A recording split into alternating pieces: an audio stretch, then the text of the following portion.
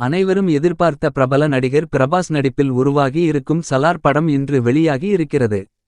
இந்த படத்தை கேஜிஎஃப் புகழ் படத்தை நீல் இயக்கி இருக்கிறார். இதில் பிரபாஸ், பிரிதிவிராஜ், சுகுமாரன், ஸ்ருதிஹாசன் என பலர் முக்கிய கதாபாத்திரத்தில் நடித்திருக்கிறார்கள்.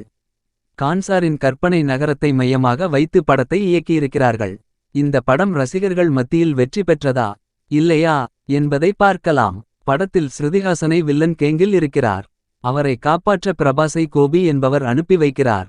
கோபி சொன்ன வார்த்தைக்காக தான் பிரபாஸ் தன்னுடைய அம்மா வார்த்தைக்காக வார்த்தையை மீறி ஸ்ருதியை காப்பாற்றி தன்னுடன் தங்க வைக்கிறார்.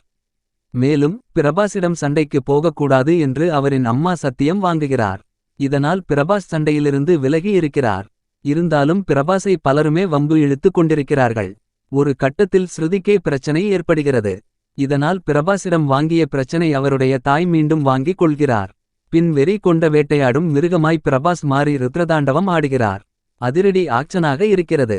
பிரபாஸ் கோபத்திற்கு காரணம் என்ன? ஸ்ருதிஹாசனை ஏன் வில்லன் பிடித்து வைத்துக் கொள்கிறார்? ஸ்ருதிஹாசனுக்கு வரும் ஆபத்து என்ன? பிரபாஸின் அம்மா ஏன் சத்தியம் வாங்கினார்? பிரபாஸின் பல கேள்விகளுக்கு விடை தரும் வகையில் படத்தின் மீதி கதை இருக்கிறது.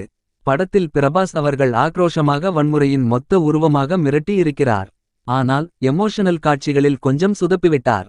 ஸ்ருதிஹாசன் உடைய கதாபாத்திரம் நன்றாக இருக்கிறது. அவருக்கு கொடுத்த வேலையை அவர் சிறப்பாக செய்திருக்கிறார். பிரபாஸின் நண்பராகவும் வில்லனாகவும் பிரித்திவிராஜ் மிரட்டி இருக்கிறார். பிரபாஸின் அம்மாவாக பிரித்திவிராஜ் நடிப்பும் நன்றாக இருக்கிறது.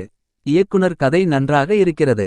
சில காட்சிகள் கிரிஞ்சாக இருந்தாலும் கதையின் மூலம் பார்வையாளர்களை பிரமிக்க வைத்திருக்கிறார்.